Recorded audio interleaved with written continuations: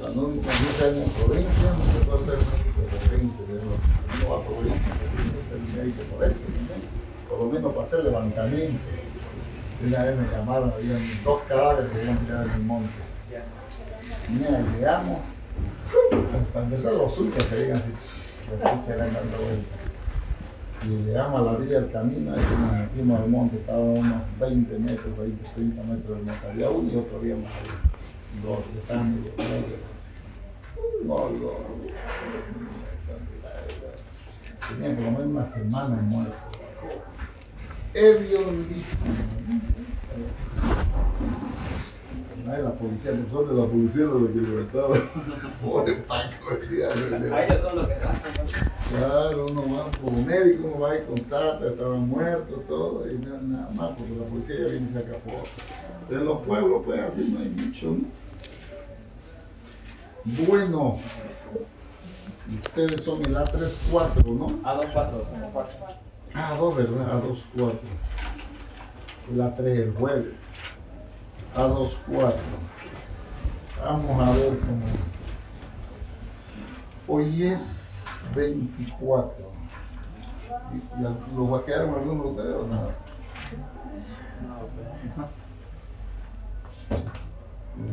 Bueno. Patricio Rafael. Presente. Luis David Patricio. Pizarro Rojas Ricardo. Rocha Mosquera Neisa. Y el hombre. Creían que no había clase, ¿no? Rojas Parra Miguel Ángel. Presente. Por más que haya paro, siempre las prácticas siempre estamos acá nosotros. Y ahora además es paro de trabajadores, no médicos. Romero Carraslis, Minerva, Cerrudo Pérez Saday. Presente. Siles Carla Paola. Ustedes son los que hablan, como Suárez Montero Rodríguez. Tanga Vilcarani Johnny. Joel Anton. Vargas Barros Tamara. Y Velasco Calzadilla Maricel. ¿Cuántos han faltado? 1, 2, 3, 4. No han venido. ¿Y qué ha pasado? Mucho frío. Doctor, una compañera llegó, pero se fue abajo. Le dijo que le llamo cuando usted ya había. ¿Ya la llamó? Sí, ya Ah, la ya, qué bien. Bueno, no sé cuánto le pagarán por eso, pero en algo debe de recibir usted recompensa, ¿no? Me llaman, por favor, por el doctor. No había asiento arriba, vos te fueron abajo. Por eso se fueron abajo. Porque no había asiento. Sí. Se le van a brotar las varices. Bueno, jóvenes, vamos a continuar con lo que habíamos hecho en la anterior clase. ¿Se acuerdan del diagnóstico que teníamos con el anterior paciente, su cólico, biliar? Bueno, ahora vamos a analizar otra paciente. ¿Ya? Es una paciente, ahora vamos a complicar un poquito más, como dijimos, hace un mes atrás. Una paciente que viene con dolor abdominal, vómitos, ¿ya? Y color amarillento de los ojos. Esa es la causa por la cual ha venido. No, que escuchen bien mejor. Si no le voy a preguntar de ahora le voy a preguntar ahorita, pero no quiero que se olviden por qué venían. Ya después bien, no se preocupen, ya se van a decir, no voy a preguntar. ¿Acaso me estoy preguntando al anterior paciente? Nada, no. Escuchen. Ya, enfermedad actual. ¿Cuál era el cuadro? Un cuadro de más o menos 3 días de evolución de la paciente, caracterizado por dolor abdominal en epigastrio e hipocondrio derecho, ¿ya? Tipo compresivo, dice, ¿ya? Continuo, a diferencia de la anterior, continuo, dice, ¿no? Que se acompaña de náuseas y de vómito, comía y vomitaba, ¿ya? Y desde hace 2 días atrás vio que sus ojos se empezaron a amarillar. Se me amarilló, mi ojo me está amarillo, doctor, un poco, lo veo amarillo, ¿ya? Y esos fueron los datos que nos dio así. Y eso fue lo que le preguntaron, eso nada más, tal vez debieron preguntarle, pero eso. Entonces, de acuerdo a eso, ¿qué probable diagnóstico ya vamos pensando en esta paciente, con lo que nos ha dicho? No piensen lo amarillo es lo último. Primero empecemos lo primero que hemos dicho. ¿Qué es lo que tiene? ¿Por qué ha venido? Ya, entonces vamos por ahí. ¿Qué podría ser ese dolor que ya describí? Ya pues, hijito, si está facilingo. Está facilingo. Coledocolitis. Uy.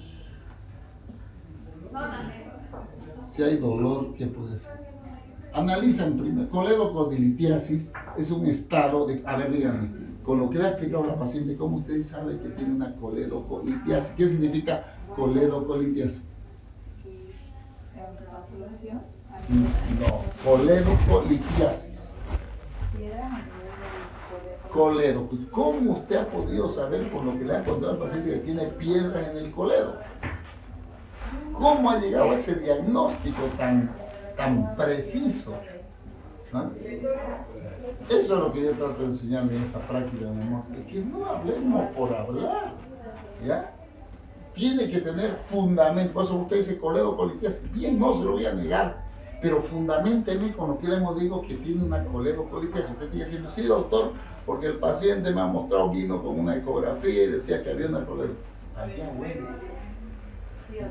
Pero usted no tiene cómo fundamentarme ese diagnóstico. Es como el primer caso.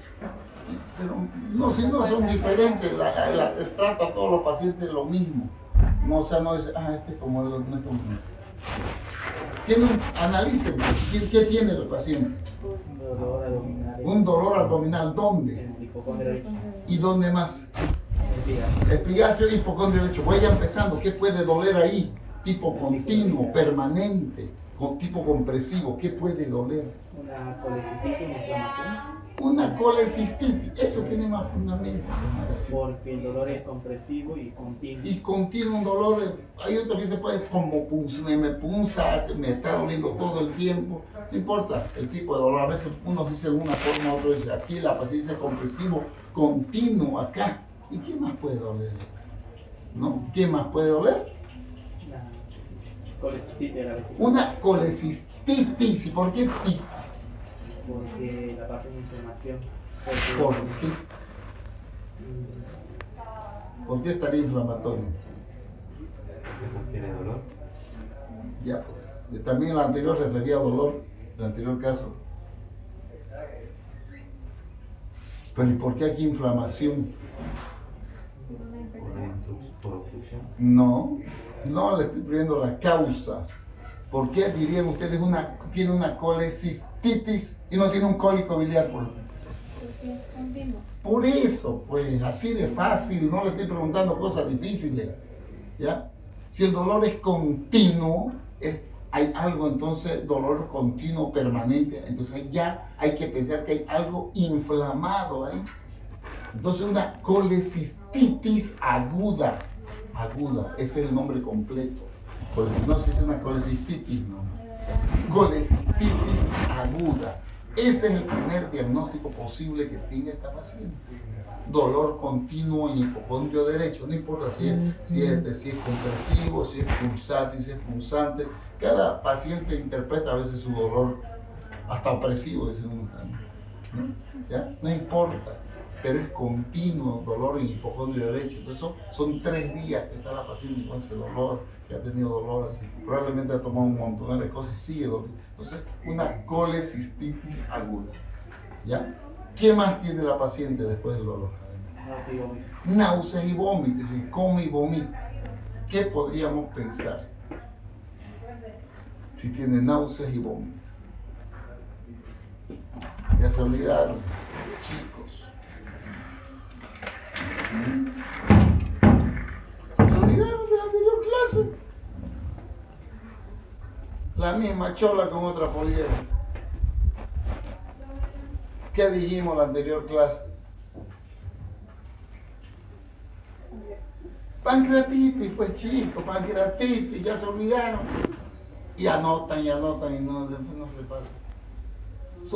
No tienen que anotar el nombre ni los síntomas, pero sí tienen que anotar paciente con náuseas y vómitos.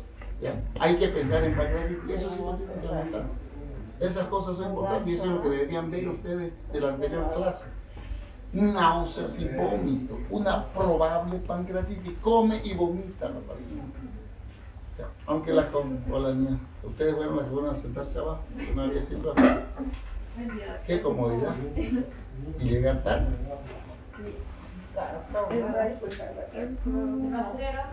¿Ya? No lo va a dejar hacer.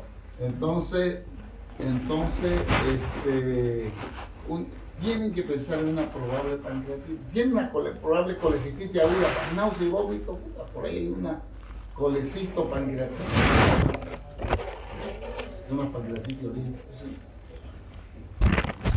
Se ve repetido 10 veces en la anterior clase. Nada más me dio el tiempo. Pancreatitis. Todavía debería saltar una pancreatitis, doctor, ya deberían tenerlo aquí. Tanto que se lo repetí la anterior clase. Bueno, una probable pancreatitis está dentro del diagnóstico. Pero tiene dolor en epigastrio, náuseas y vómitos, intolerancia a los alimentos, se come y vomita. Eso es típico de una pancreatitis muchas veces. Aunque las colecistitis pueden producir eso también. Pero nunca hay que descartarlo, ya les digo. Bueno, sigamos. Y lo que está amarillito de los ojos, ¿qué diríamos que tiene? ¿Cómo pondríamos un probable diagnóstico? Nosotros pensar en un diagnóstico. ¿En qué? No sean específicos, sean generalizados. Si dan un diagnóstico, tienen que justificar el diagnóstico. Tampoco es para que se queden callados. ¿Ah? Ictericia. Ictericia. Ya. Puede ser una, pero no se pone ictericia, se pone algo. Síndrome histérico. Síndrome histérico. Eso se pone. ¿Ya? No pueden poner ni hepatitis, ni obstrucción, nada, porque no tienen nada todavía. Tienen un síndrome histérico, un paciente que se ha amarilleado y tiene otra sintomatología más. Dolor en el hipocondrio derecho, dolor en epigastrio, náusea, vómito, está amarillo. Un síndrome histérico. Así se pone en forma general. Cuando ustedes le digan a un paciente amarillo por cualquier causa, ustedes lo ven amarillo, es un síndrome histérico, hasta que ustedes descubran por qué está amarillo.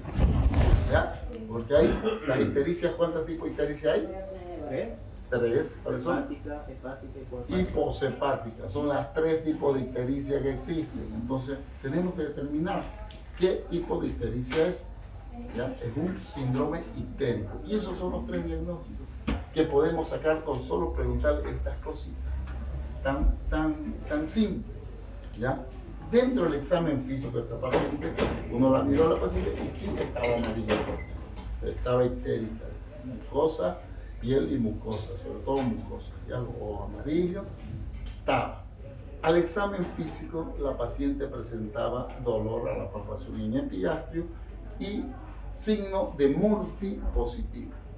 ¿Qué era el signo de Murphy? ¿Se acuerdan? Revisen. Si no se acuerdan, revisen para acordarse.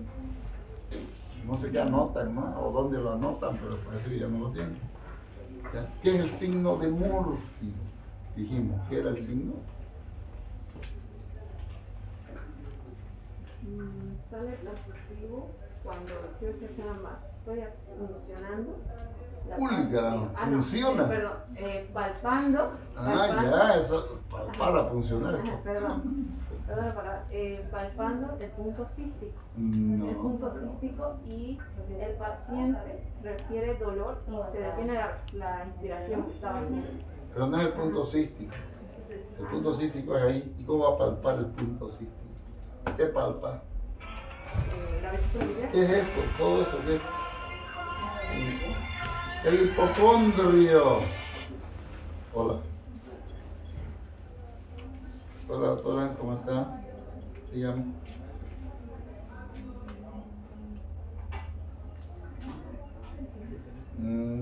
Ya lo voy a leer, no lo he visto. No lo he visto, estoy pasando clase con mi alumno. Ya, ok, ya.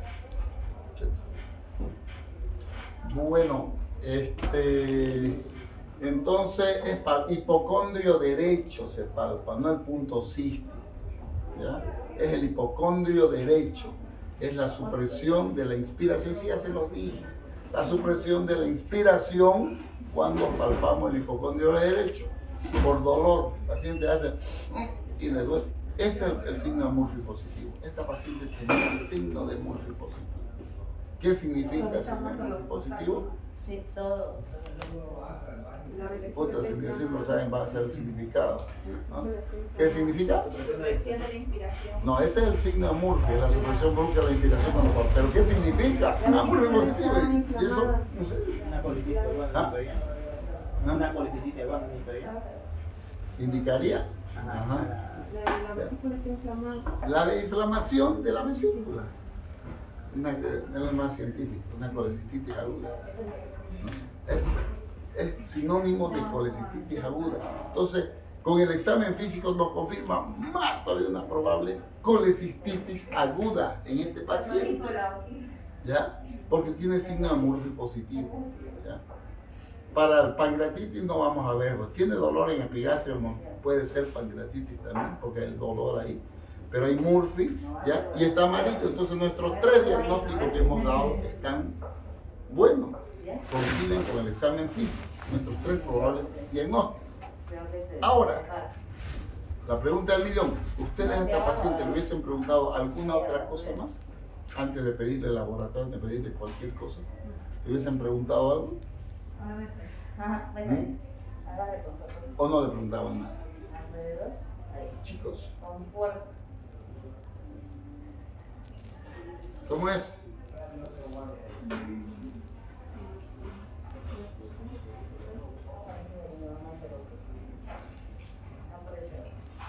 ¿Es gordo o es flaco su paciente, doctor? ¿Ah? ¿Cómo es, chicos?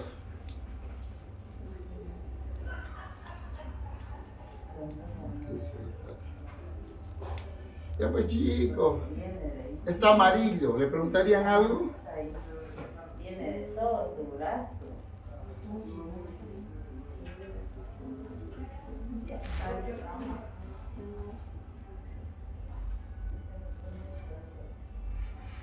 ¿Desde cuándo está amarillo? ¿Mm? ¿Desde cuándo notó que está amarillo? Hace 2 días, digo. Ya le preguntaron. Ustedes llegaron tarde. Hace 2 días. Pacientes diabéticos. Hola, doctora. Hay que hacerle un procedimiento para suturar la herida que está dentro del pecho. Tenemos que hacer eso. Podemos hacerlo después de la cirugía de la hernia umbilical ahora. Que no coma nada y que tenga ayunas.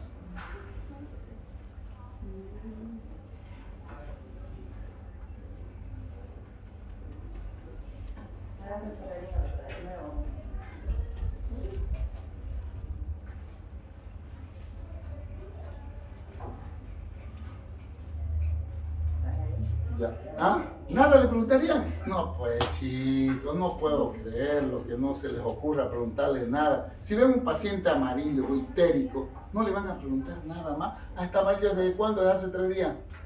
Bien, me alegro mucho por usted. No le preguntaría nada más. Que hace un error de estar aquí, que no le pregunten a un paciente que está amarillo.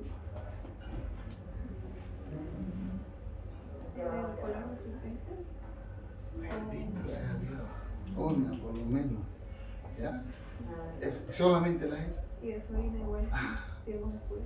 ¿Se les ocurre eso o no se les ocurre preguntarle eso? ¿O no saben para qué hablar de eso? ¿Para qué le preguntan? Sí, dice usted, pero no lo digo. Sí, pero ¿Recién qué? Nada, pero no, cuando esté en la consulta no la va a tener a ella para que la ayude. Usted tiene que saberlo. Yo soy el paciente, ustedes son los médicos de consulta, ustedes tienen que saberlo. ¿Por qué le preguntaría eso? para tener algún ejercicio objetivo si es positivo. Ya. Ustedes han dicho cuántos tipos de ictericia hay, ¿no? ¿Ah? ¿Cuántas eran? 3. ¿Cuáles? Bueno, con esas preguntas ustedes pueden orientarse un poco para saber qué tipo de ictericia es. Es muy importante preguntar al paciente cómo está orinando. Lo primero que tendría que preguntarle a ustedes. Hola.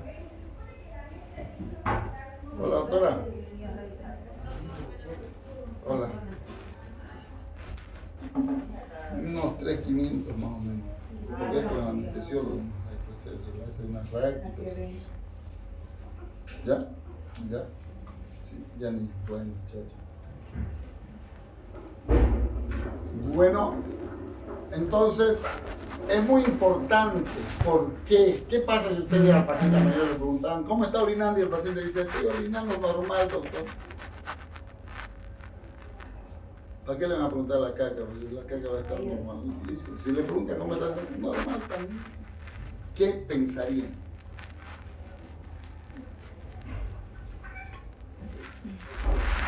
¿Ah? ¿Qué pensarían? Estudiante de medicina de cuántos años. Y si le dice, está amarillo, y dice, estoy orinando amarillo, ¿ya? También está amarillo, y la caca normal, doctor, ¿qué pensaría? Y en tercer caso, ¿cómo está orinando? Amarillo, doctor, y mi caca está blanca, doctor, así como esto, me llama la atención que está saliendo así mi caca. ¿Qué pensarían también?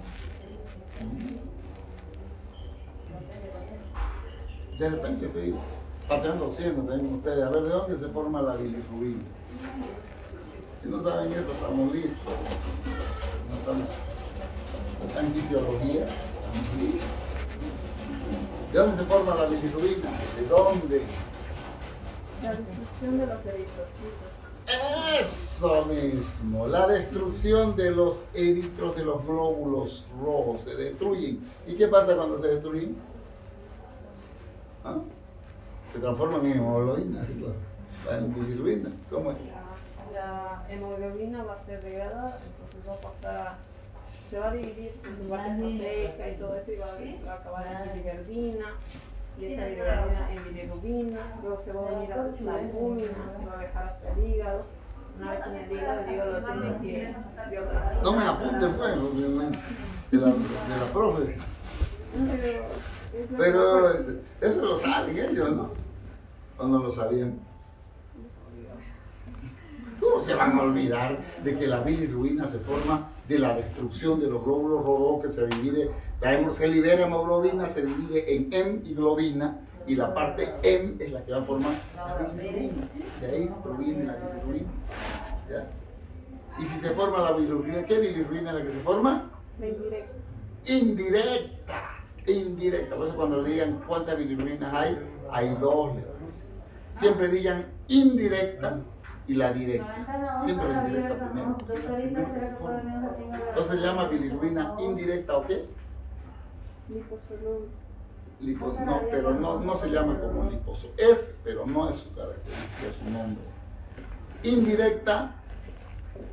No conjugada. No conjugada o qué también. Kenia. Prehepática. Antes del hígado. A ver, préstame tu hoja. Kenia. ¿Me la mandas a la doctora Laura? Urgente decirle. A la 18 decirle.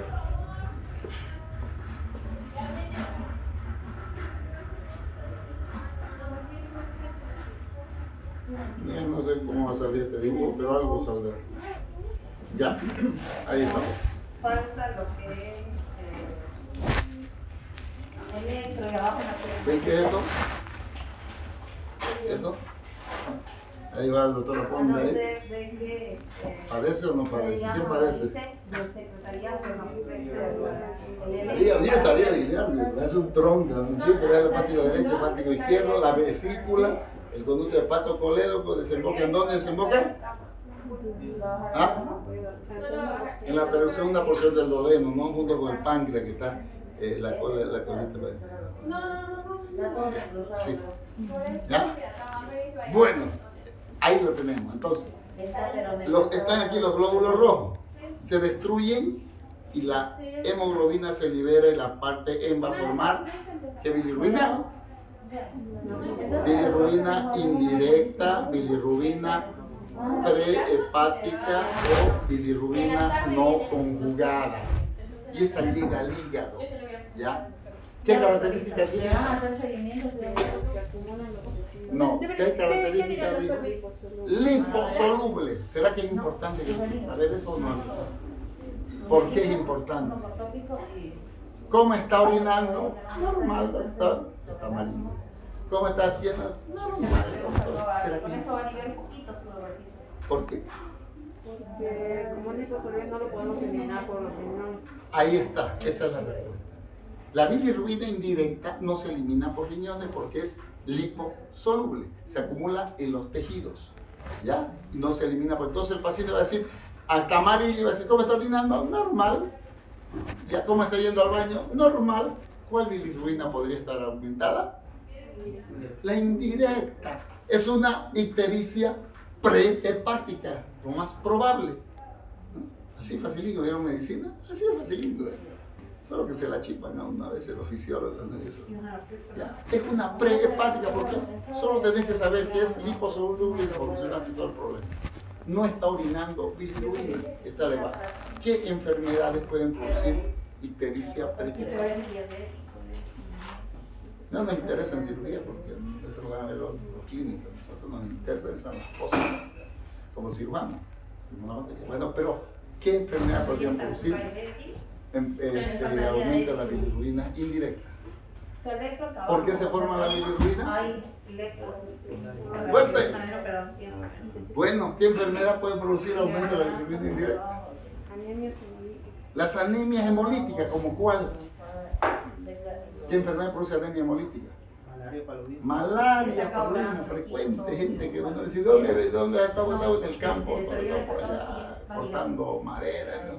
Y llega amarillo el paciente, orinando normal, lógica, probable malaria tiene el paciente. ¿Ya? Ahí también el dengue puede producir también, la fiebre amarilla produce ictericia. Y fisiológicamente, ¿cuándo se produce el cuadro fisiológico que se amarillea?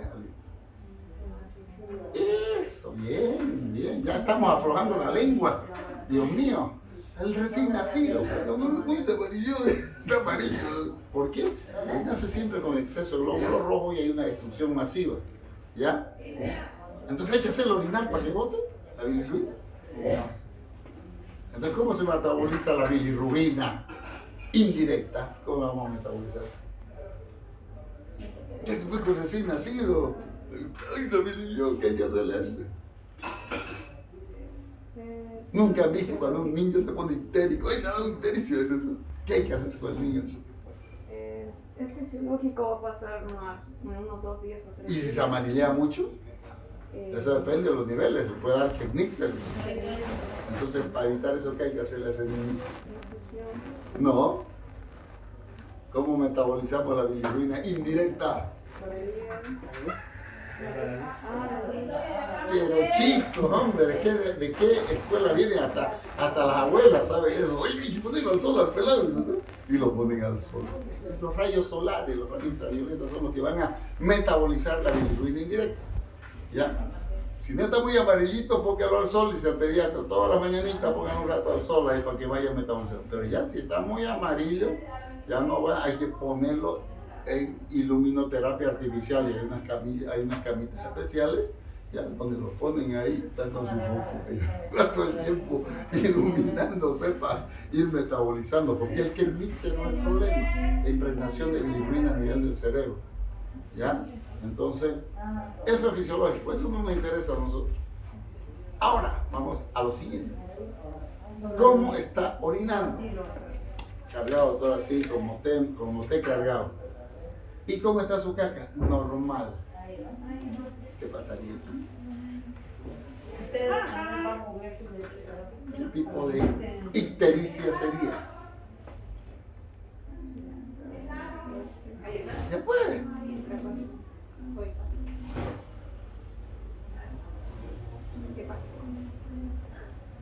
¿Entienda más? ¿Por qué sería hepática? Porque cuando no se conjuga toda la bilirrubina, entonces no hay esa sintomatología extrema.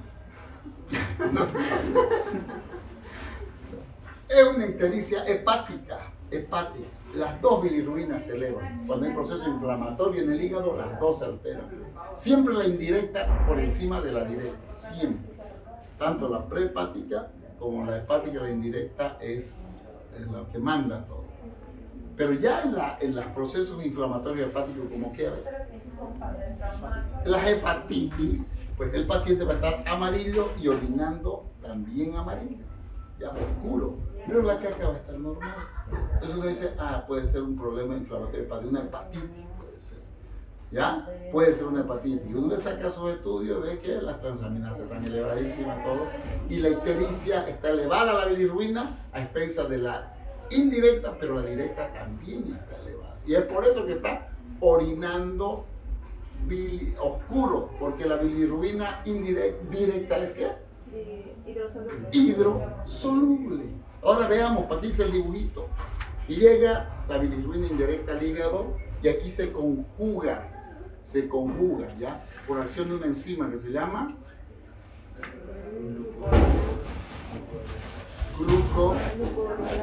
glucoronil transferasa, la glucoronil transferasa, ¿ya? Y se transforma en bilirrubina, en glucoronato de bilirrubina, dicen, ¿no? Bilirrubina directa, más práctico.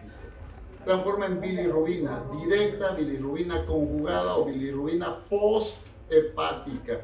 Y esa sale por los conductos biliares. ¿Hacia dónde? Hacia el duodeno, por esos conductos biliares. Entonces, una vez se conjuga, se transforma en... Aquí, cuando hay proceso inflamatorio en el hígado, hay acumulación de bilirrubina directa en poca cantidad que se elimina por el hígado, por la vía sanguínea, y hay acumulación de bilirrubina indirecta, porque llega y hay complicaciones en la conjugación y se eleva por el proceso inflamatorio del hígado.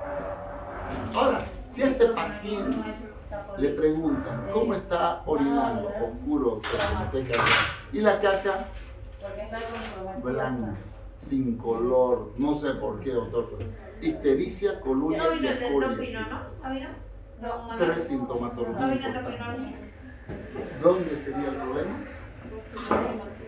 Post-hepático. Ahí ese es un problema de tipo obstructivo. 100 es obstructivo. La colia nos da el parámetro de que hay un proceso obstructivo. No está pasando bien al intestino y no se está tiñendo. Ese es un proceso obstructivo. Ese es el que nos interesa a nosotros como cirugía, ¿ya? Porque es el que vamos a tener que tratar nosotros, ¿ya? Entonces tenemos ictericia, coluria y acolia. Eso se llama la triada del síndrome coledociano.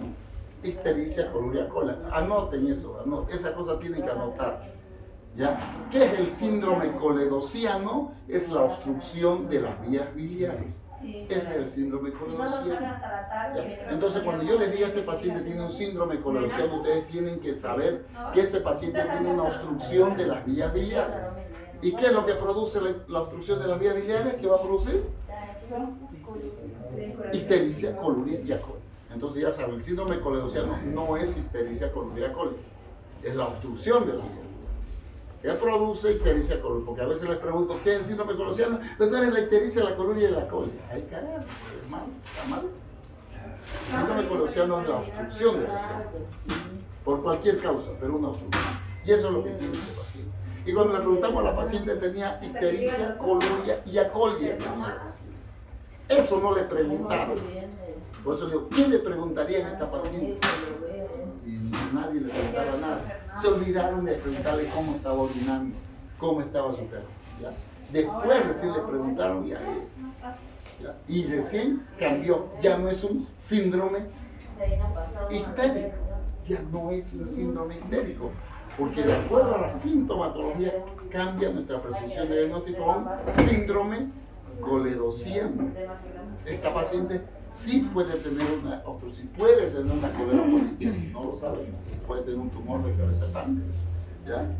Puede tener una lombriz ahí metida que esté obstruyendo la vía biliar, pero tiene sí una obstrucción de la vía biliar, eso ya lo hemos visto, de acuerdo al síntoma. Bueno, chicos, para corroborar nuestro diagnóstico, ¿qué le vamos a pedir a esta paciente? Tiene que hacerse, ¿qué le vamos a pedir? Ecografía, ya lo dijimos, chicos, ya la piensa 10 veces. Usted tiene que pensar, la colecistitis aguda, que es mi primer diagnóstico, ¿cómo lo voy a ver? ¿Cómo ya confirmar una colecistitis? ¿Cómo confirmarían? No hay laboratorio para ustedes saben, ya le dijimos, ni para cólico biliar, no hay laboratorio. Pero ¿cómo la pueden ver la colecistitis aguda? Con una ecografía, hijito. Una ecografía abdominal les va a mostrar las características. Esta paciente decía vesícula aumentada de tamaño, paredes engrosadas, ¿ya? Con múltiples cálculos en su interior. ¿Qué significa eso? Una colecistitis aguda, no tiene líquido perivesicular porque no está tan en la, pero hay una colecistitis aguda y hay paredes gruesas, aumentada de volumen y múltiples cálculos. Ahí tenemos que ir pensando, los múltiples cálculos son los que nos pueden producir obstrucción de las vías biliares, porque un calculote grandote es muy difícil que nos obstruya la vía biliar, a no ser que haga un Medici, un síndrome de Medici, pero los cálculos pequeños son los tipazos que se escapan y se van para todas partes. ¿Ya? Entonces, para la pancreatitis también la ecografía nos va a servir. Entonces, no se olviden de pedir ecografía, chicos, de entrada, háganse la ecografía. ¿Sí? ¿Por qué? En la ecografía esta señora decía páncreas aumentado de volumen, de aspecto edematoso. O sea, ya la ecografía, pese a que los ecografistas no son muy duchos, ya en la ecografía nos daba una pauta que había un páncreas alterado. Puede inventarse también o pelarle la ecografía, no lo sabemos, ¿no? Pero ya nos da una pauta para nuestro segundo diagnóstico, de que parece que hay una pancreatitis, nomás el ecografista algo ha visto ahí. Y para nuestro tercer diagnóstico, que era, ¿cuál es el tercer diagnóstico? ¿Un qué? No es un síndrome coledociano, un síndrome coledociano. ¿Qué significa eso? ¿Qué dato ecográfico es importante? En la ecografía, ¿qué nos interesa para ver si hay o no hay ese diagnóstico? Las vías biliares, lógicamente tenemos que ver, pues si estamos hablando de una obstrucción de vías biliares, tenemos que ver cómo están las vías. ¿Será que la ecografía no muestra las vías biliares?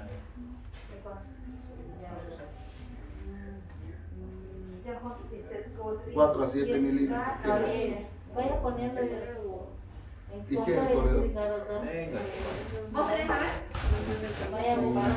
Ya me hablemos en serio.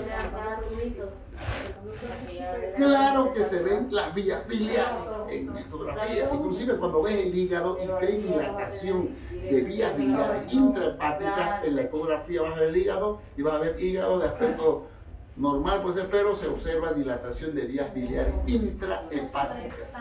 Muchas veces se ve, dependiendo del grado que haya ya de dilatación. En esta paciente decía colédoco de 9 milímetros. ¿Qué significa? Está dilatado. Y si hay dilatación de colédoco, hay sospecha de proceso obstructivo. Así de simple. ¿Vieron? Con la ecografía te van a aclarar todo su diagnóstico. ¿Para qué necesitan hemograma? ¿Para qué necesitan laboratorio? Para corroborar nomás la gravedad y alguna otra cosita. Pero con la ecografía que hacen confirmamos todos sus diagnósticos. Muchas veces la ecografía dice se observa cálculo en colédoco. Y ahí no sería solamente un síndrome coledociano. Ya entraríamos a un diagnóstico de una coledocolitiasis, que solo se ve con ecografía o con colangioresonancia o a veces con tomografía, pero clínicamente no se ve, ¿ya? Ni la colelitiasis tampoco, ¿ya? Ecográficamente se puede diagnosticar eso, ¿ya? Entonces, perfecto, ya tenemos nuestros datos con una simple ecografía. Ahora sí, junto con la ecografía le vamos a dar, también le damos las órdenes de los laboratorios. Este es un paciente que está histérico. El paciente histérico no se puede ir a su casa. Peor si tiene un síndrome obstructivo, ¿ya? Un síndrome coledociano, el paciente tiene que internarse porque tenemos que evitar que ese paciente vaya a una complicación, ¿ya? Porque ¿qué pasaría si este paciente histérico, aparte de presentar ictericia, dolor en el pulmón derecho, empieza a presentar fiebre? Dolor, fiebre, ictericia, ¿qué es eso? Esa triada.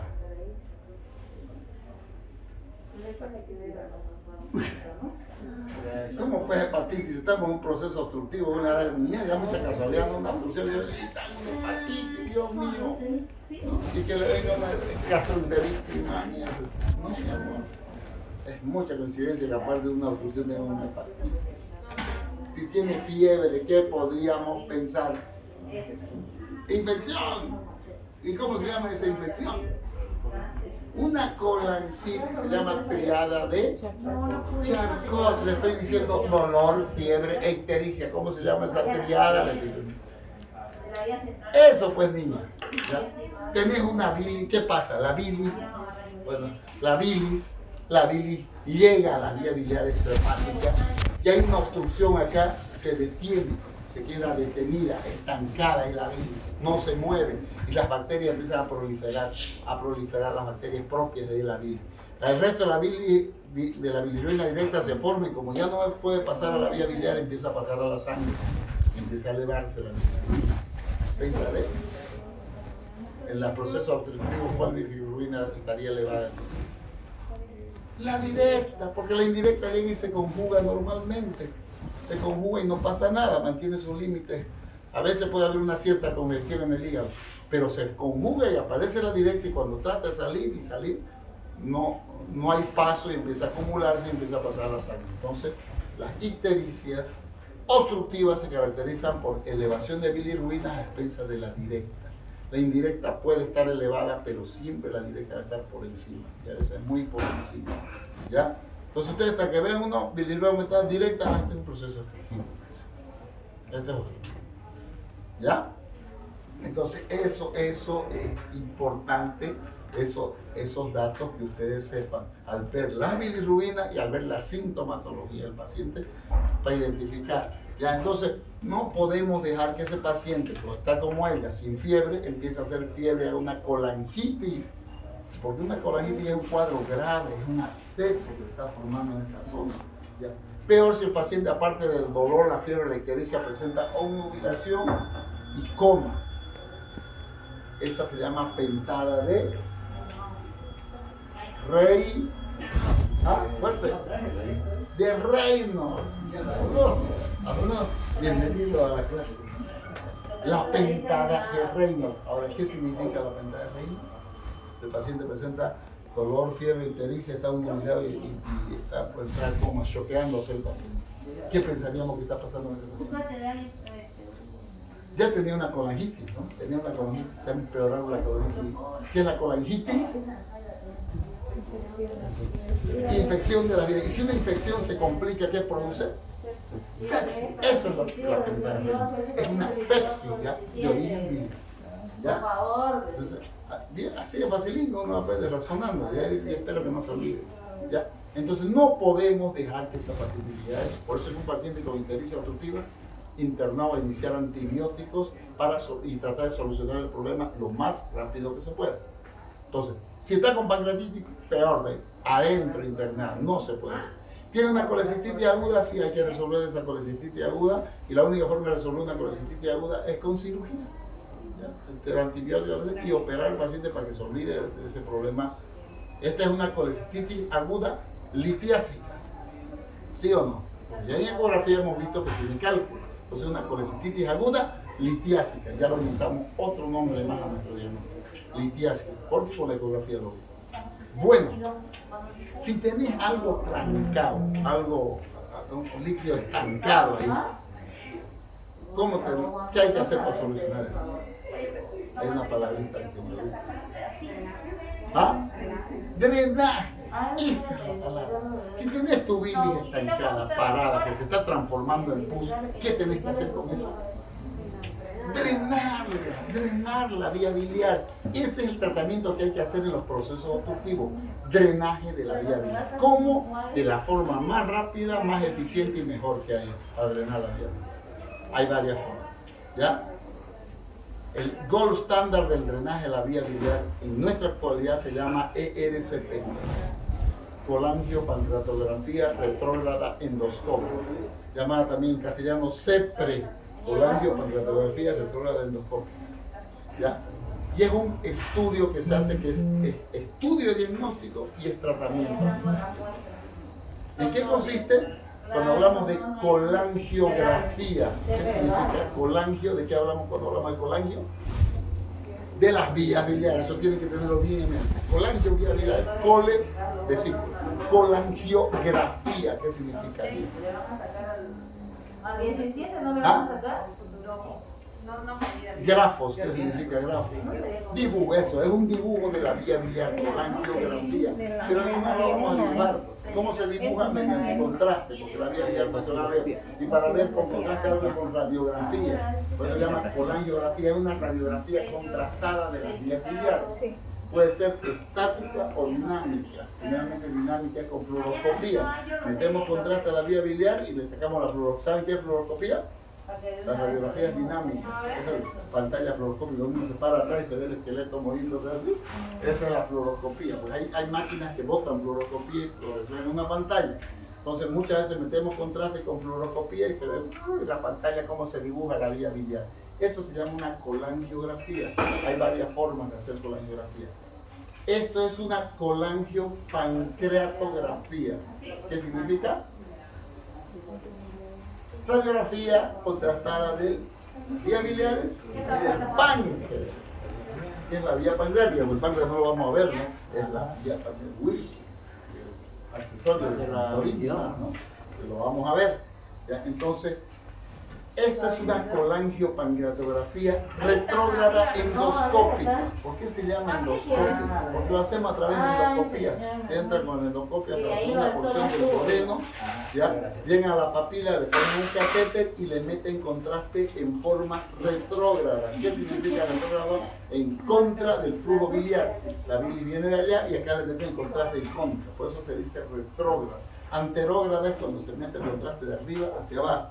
Las colangiografías vía oral que no son buenas, las por punción, hay veces de punción transferida hepática y se hace también con angiografía.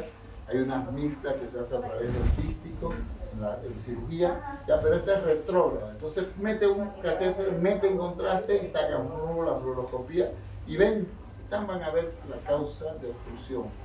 Bueno, estenosis, parásitos, pero generalmente son cálculos. ¿Ya? Los van a identificar el cálculo y decir, ahí está el calculito que está trancando, o los calculitos.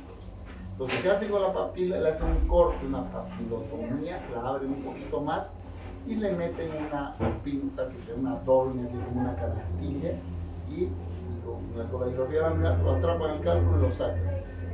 Lo botan al gobierno, no importa, se vaya, no lo sacan hasta afuera.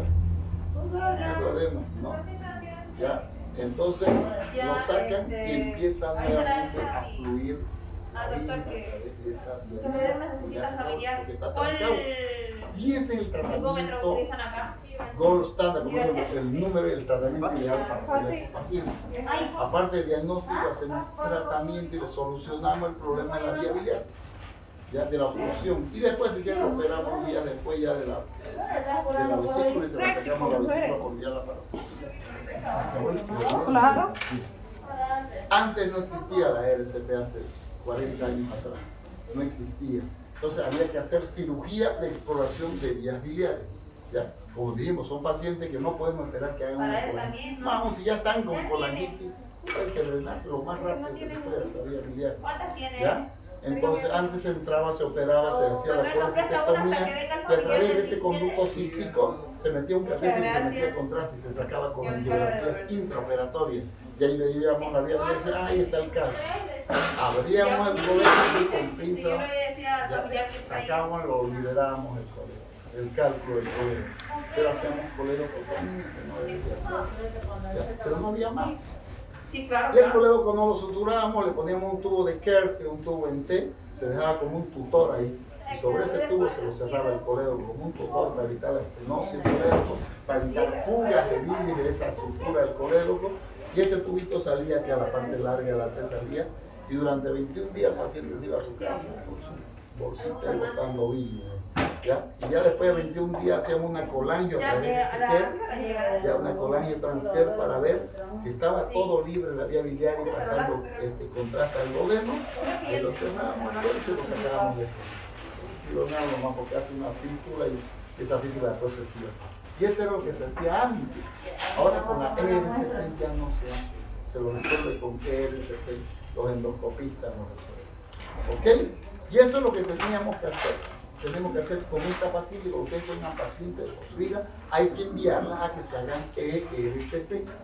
Paciente obstruido, ustedes sin duda alguna deben ser paciente con síndrome histérico, hacer ERCP. ¿Ya? Entonces, cuando le pedimos los estudios de sangre a esta paciente, ya, le pedimos un hemograma, ya, un hemograma como siempre, y el hemograma no salió infeccioso, lógico, está con una colecitis, ¿no? Una probable pancreatitis, después que no salga infeccioso el hemograma, y no salió infeccioso, 16.000 euros. ¿Ya? Y desviación a la izquierda. ¿Qué significa desviación a la izquierda? Yo bien, pero ¿qué? ¿Cómo usted sabe ahí que hay una desviación a la izquierda? ¿Cómo se da cuenta? Al ver un hemograma. Ha aumentado los neutrófilos, hay un incremento de neutrófilos inmaduros, ¿ya? Como son los segmentados, como pueden ser los callados, aumento de células inmaduras, ¿ya? Por lo tanto van a disminuir las células. ¿Sabes cuál es el ensayo? Los linfocitos, ¿qué tipo de células son los linfocitos? ¿Cuál le puedo dar a ese paciente de la cama 18? Son maduros, no son inmaduros los linfocitos. Entonces, hay disminución de células maduras e incremento de células inmaduras. Hay una separación entre las células maduras y las inmaduras. Eso se llama desviación a la izquierda. ¿Ya?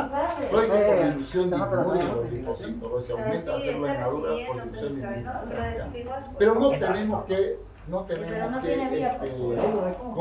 solamente conformarnos con ver un hemograma y decir, una leucocitosis con desviación a la izquierda, hay una infección.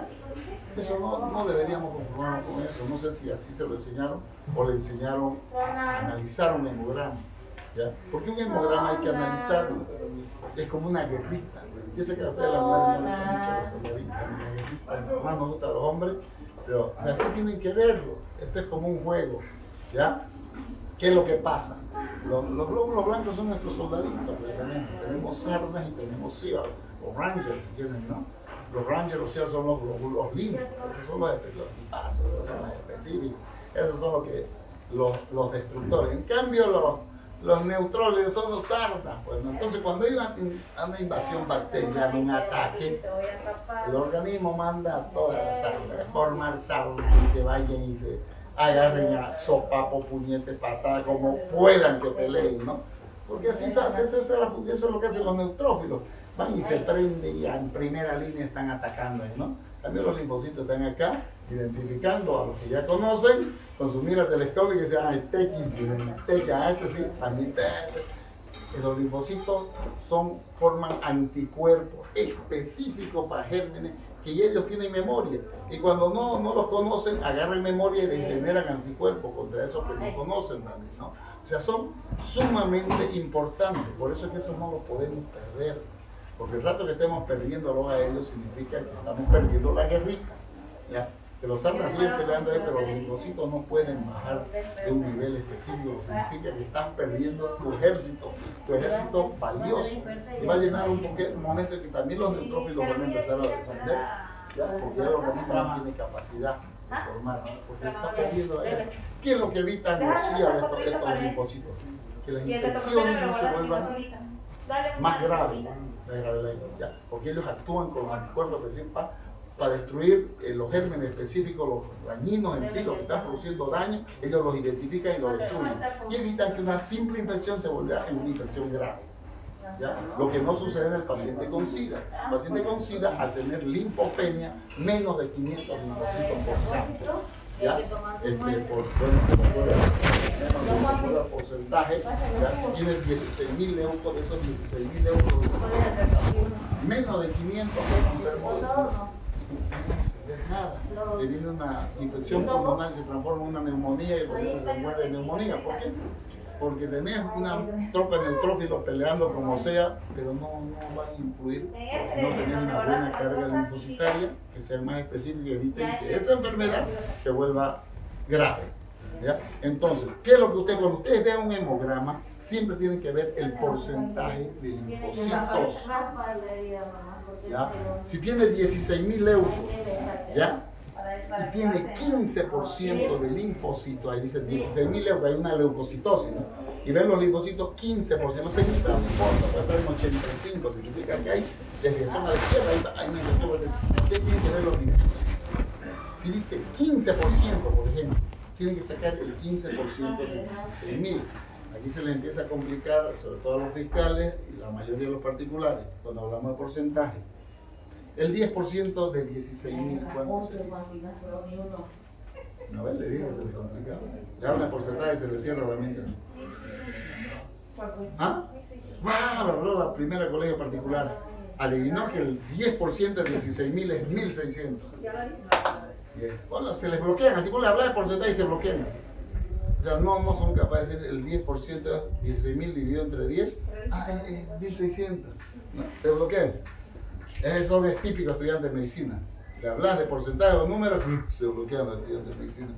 En cambio, los de ingeniería le hablas de tripa y no hable eso, doctor. Le hablas de ingeniería. ¿No? ¿Cómo quieres usted? ¿Más arriba? ¿Ya? 1.600, porque 16.000 dividido entre 10 es 1.600. El 10% de la ley, aparte de eso. Ya. Pero esta paciente tenía 15%. O sea, aumentemos 5%. ¿Cuánto sería el 5% más? Pero usted explíquele, no me lo va a chipar. Si el 10% son 1.600, el 5% son la mitad, ¿no? 800. Entonces tiene 1.600 más 800. Son 2.400 linfocitos. De esos 16.000, 2.400 son linfocitos. Sí, Rangers. Y los que ustedes quieran. Boinas verdes. Rambitos. Ya lo que quieran. Ya, esos son. ¿Qué significa 2.600 de 16.000? Significa una buena defensa celular todavía. Si está arriba de 2.000, está bien, se está defendiendo. Hay un proceso infeccioso, pero significa que los linfocitos tienen un número adecuado como para defenderse. Si está entre 1.000 y 2.000, significa de que la cosa está peleadita, pero puede irse al tacho si no le ayudamos con algo. Generalmente son antibióticos, si hay un foco infeccioso, limpiar ese foco infeccioso para hacer que esos linfocitos no sigan descendiendo. Si tenemos menos de 1.000 linfocitos, por ejemplo, de 16.000 dijera 5% de linfocitos. ¿Cuánto era el 5% de 16.000? 8, significa que tiene 800 linfocitos. Teníamos 2.400, ¿no? 800 significa que ese paciente está inmunodeprimido y necesita ayuda urgente. Hay que buscar el foco infeccioso, hay que tratar de combatir la infección como sea, porque ese paciente se está yendo a una inmunodepresión. Entonces, no siempre la leucocitosis, ¿ya? Cuando disminuye nos indica de que la cosa está yendo bien. Si el paciente tiene 25.000 leucos, ¿ya? Y tiene 10% de linfocitos, significa que esos 25.000, 2.500 son linfocitos, ¿no? Está nomás defendiéndose, ¿no? Pero si dice que de esos 25.000, o no, pues son 2.500.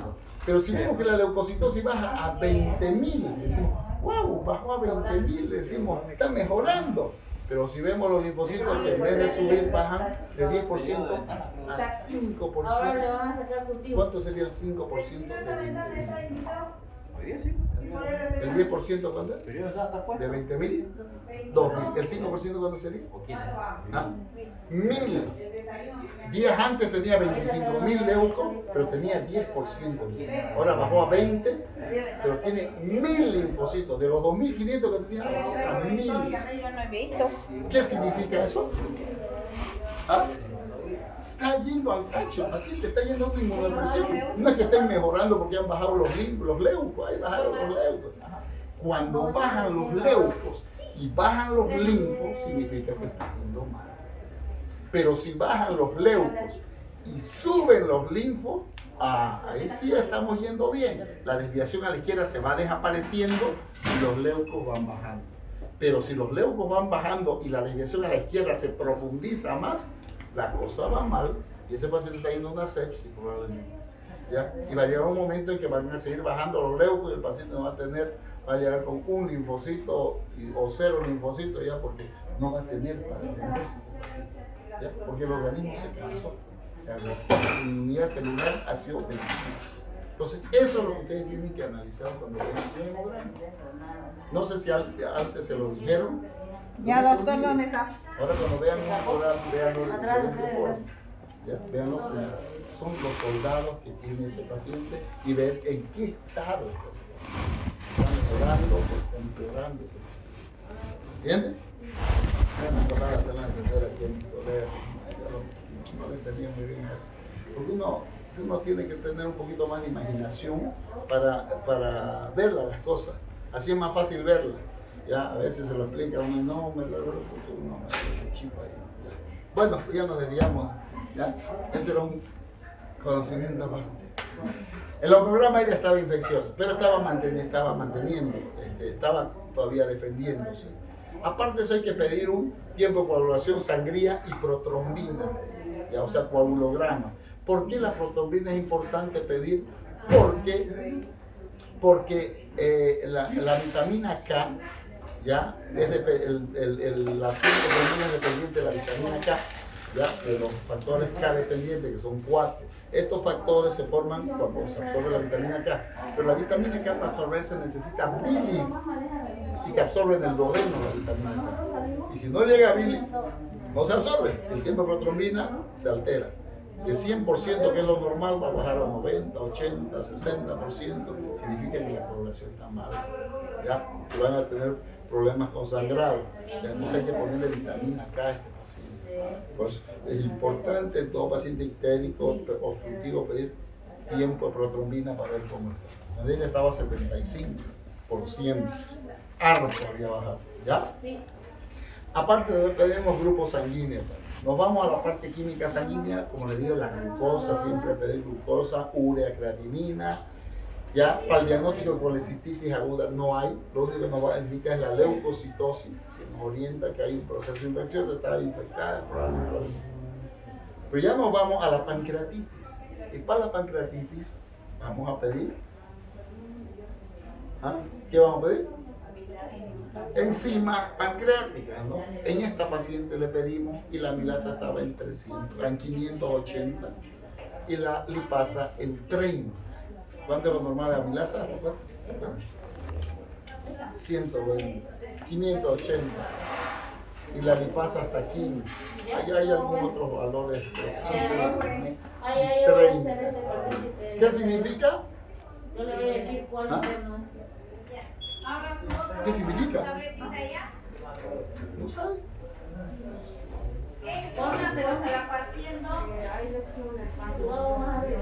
Pero pues no diga, no voy a poner lesión en el páncreas. ¿Qué le voy a poner? Pancreatitis, pues, pancreatitis aguda. Mire, ¿para qué le pidió lipasa y amilasa? Van a necesitar que ustedes la colaboren. Pancreatitis aguda, los laboratorios de la paciente nos confirmó que sí tiene una pancreatitis aguda. ¿Ya? Y por último, ¿ya? El perfil hepático, ¿no? Para la parte de la ictericia. A esta paciente se le pidió bilirrubina y la bilirrubina directa estaba en 5. ¿Cuánto es el valor normal de la bilirrubina? Dijimos. 1 a 1.2. ¿La directa cuánto? 0.2 a 0.4 y la indirecta 0.6 a 0.8. Ya, es lo restante. Esta paciente tenía 5 de bilirrubina directa, va de bilirrubina total.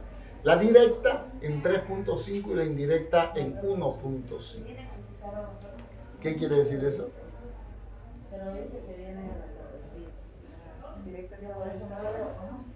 Eso, pero no quiere decir eso, pues ya si lo vimos que estaba aumentando. Es un proceso obstructivo, pues chico.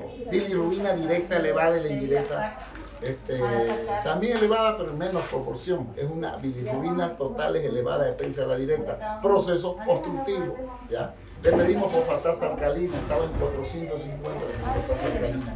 Elevada también.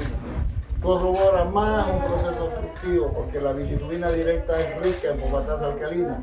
Si esta pasa a la sangre, la fosfatasa también pasa a la sangre y se eleva. ¿Ya?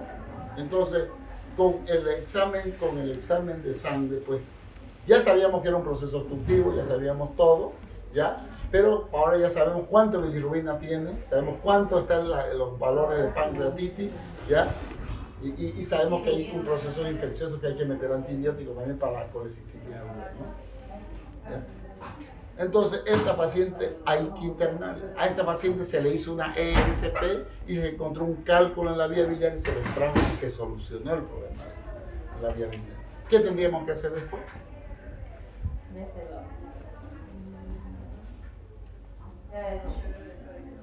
¿De dónde viene ese cálculo? De sacamos. ¿De dónde pues? De la vesícula, ¿de dónde más? Pues la vesícula está en la niña, no es eso, de la vesícula. ¿Qué hay que hacer? ¿Y la haría con la cistectomía? ¿Por qué no la haría? ¿Por qué? ¿Por qué no la operaría? No, sí lo operaría. No, ¿y por qué? Porque puede ocasionar nuevas restricciones. ¿Y cuándo la operaría? Yo creo que se podría llamar si fuera Después de la RCP, generalmente se operan 24 horas antes. Pero yo no la operaría. 24 horas después, mejor dicho. Pero yo no la operaría. ¿Quién cree que no la operaría? ¿Usted la operaría? ¿Qué va a operar si no es hispana? ¿Qué otro diagnóstico tiene la pancreatitis, pues hijita? No se operan las pancreatitis. Pacientes con pancreatitis no se puede operar. Se puede hacer RCP, pero no se puede operar una pancreatitis con pancreatitis. Tiene que pasar la pancreatitis para recién operarse. Ahí está el detalle. Ahora entonces vamos a hacer tratamiento para la pancreatitis. Ya le resolvimos ya la obstrucción, ya drenó la vía biliar. Ahora hay que hacer el tratamiento para la pancreatitis. Cuando usted lo internan, tiene que hacer tratamiento para la pancreatitis. La pregunta del millón, ¿por qué se produce la pancreatitis? ¿Qué pasa con el páncreas? ¿Qué es lo que hace el páncreas para que le dé pancreatitis? Fuerte. Sus enzimas están destruyendo sus propias células. Eso se autodestruye perfectamente también. Las enzimas se atacan, lo atacan, él produce enzimas y ellas lo atacan. Se produce enzimas, o sea, se está suicidando. ¿Por qué se atacan las enzimas? ¿Por qué lo atacan las enzimas? Porque no hay paso de líquido pancreático por la obstrucción que hubo. Pero las enzimas no se activan dentro del páncreas. Las enzimas se activan fuera del páncreas. Una vez salen del páncreas, salen inactivadas. Ellas se forman inactivadas y de ahí se activan allá a nivel duodenal. Viene la bilis, se pone en contacto las enzimas con la bilis y se activa. Importante la bilis, ¿no? También activa las enzimas pancreáticas y ahí empiezan a digerir. Pero aquí resulta que se activan intrapancreáticamente. Es una activación intrapancreática de las enzimas que producen su autodigestión. ¿Por qué? Generalmente dice que cuando hay procesos obstructivos, la presión del Wilson, que es superior a la del colédoco, se invierte. Se eleva más la del colédoco por la obstrucción que hay y hay reflujo de bilis al páncreas. Entonces las enzimas se encuentran con la bilis al salir ahí en los conductos pancreáticos, se encuentran con bilis y empiezan a activarse.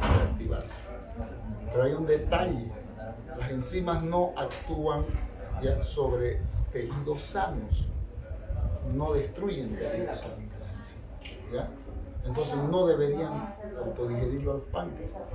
Pero se dice que cuando se produce esto es porque el páncreas tiene algún proceso infeccioso dentro del páncreas. Si hay un proceso infeccioso, ahí las enzimas lo desconocen al páncreas y lo atacan. Por eso no siempre que hay reflujo puede haber pancreatitis, ¿ya? Tiene que haber se cree que es un proceso infeccioso. Es una de las teorías que se cree que hace que esas enzimas ataquen al páncreas. Y el páncreas busca y se ataca. Entonces, conociendo este mecanismo, que espero que no se olviden, que la próxima semana no sepan ni qué son las enzimas pancreáticas, pero no, es un mes, ¿no? Bueno,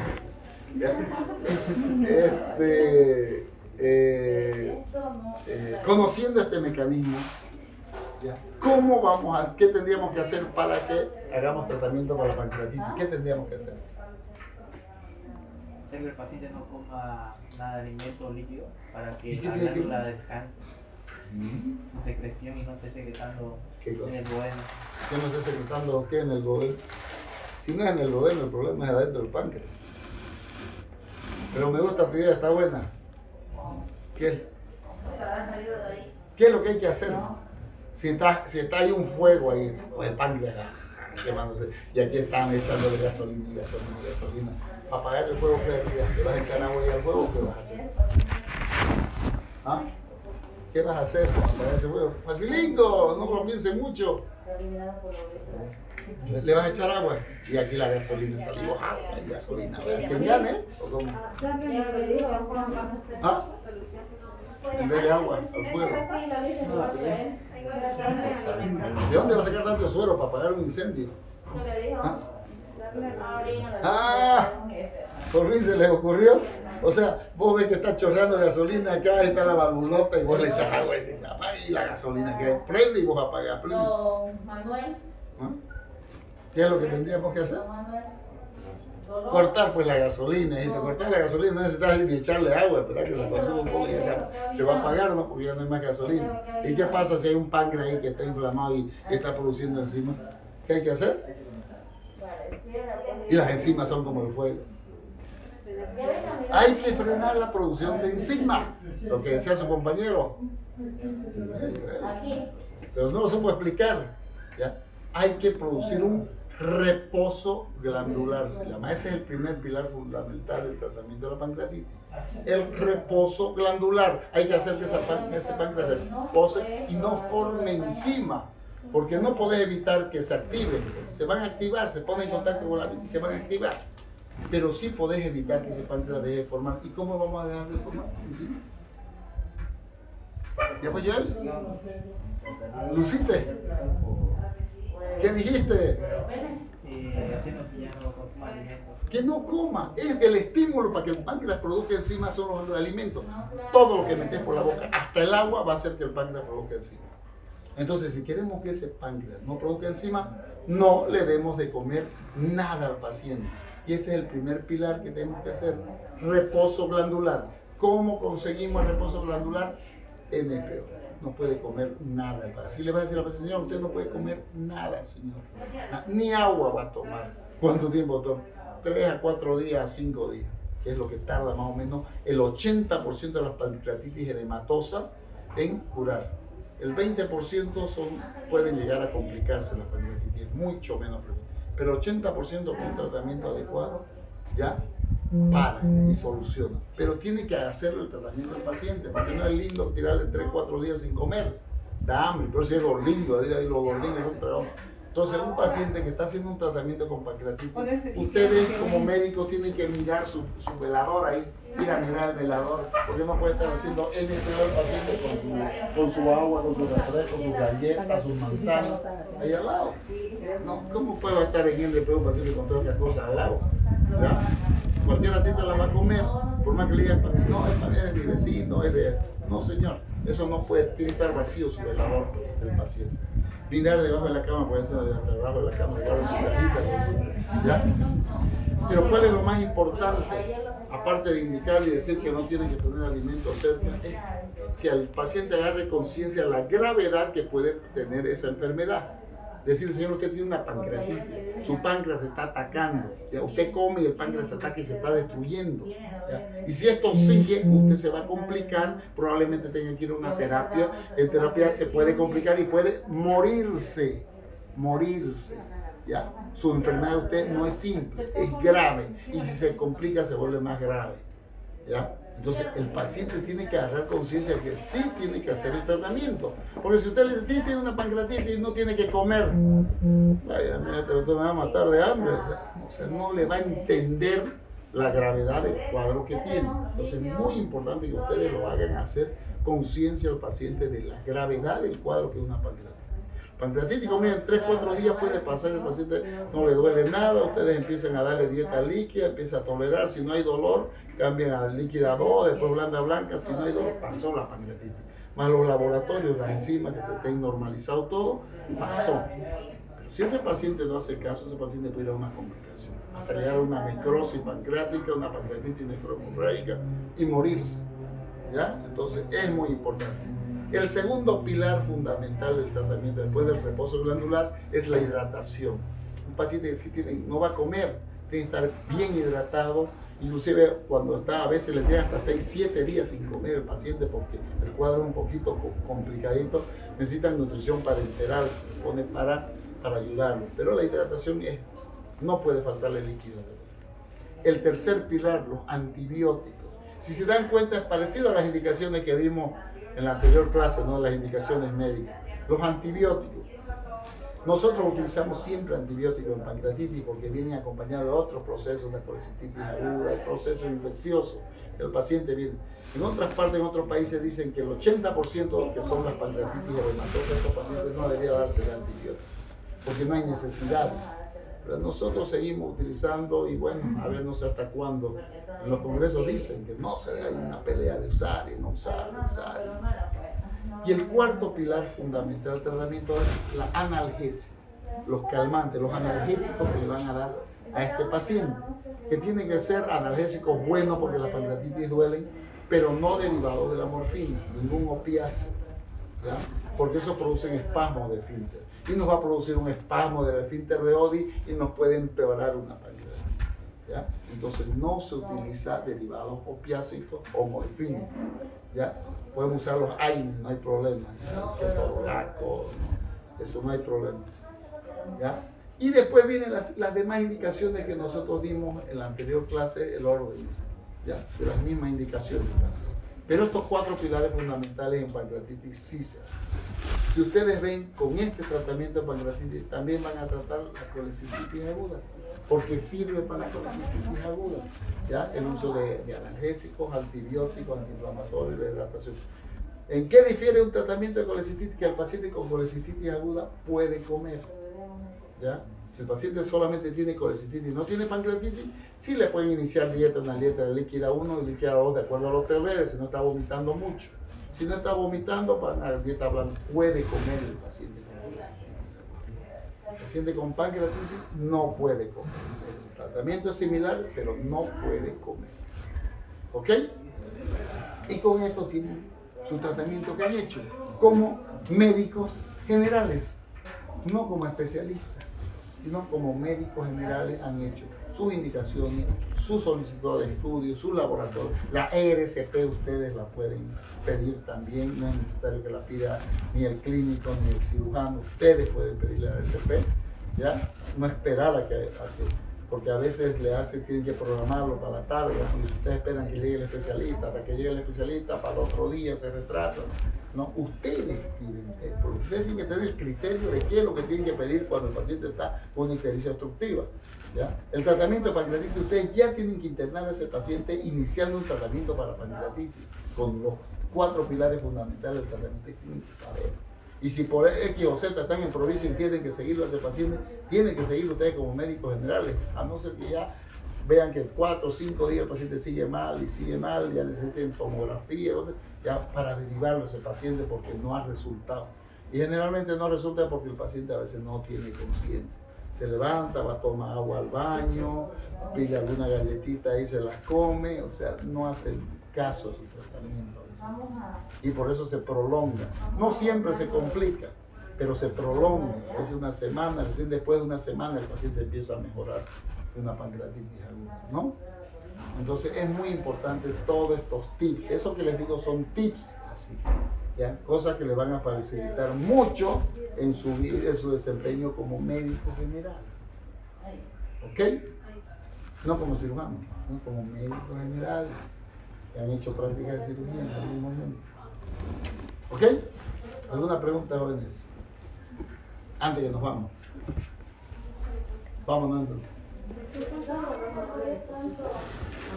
De 5.000 a 10.000. No, de 5.000. Linfocitos, 25 a 35%.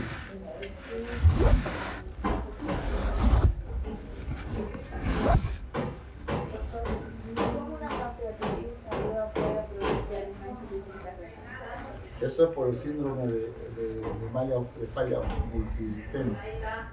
Ya, el paciente ya cuando hay un poco infeccioso ya en la zona, ya entonces puede producir derrame pleural izquierdo, ya, derrame pleural que también se puede infectar, ya, y el paciente se va descompensando. Ya, entonces entra lo que llama el SIRS, síndrome de falla multisistémica. Ya, entonces ahí sí no hay buen aporte de líquido, pacientes no aprovechan, no distribuyen, entonces ahí empieza una insuficiencia prerrenal y después una insuficiencia. Generalmente son prerrenales, ya por falta de aporte. Porque da aporte líquido y mejor. ¿Ya?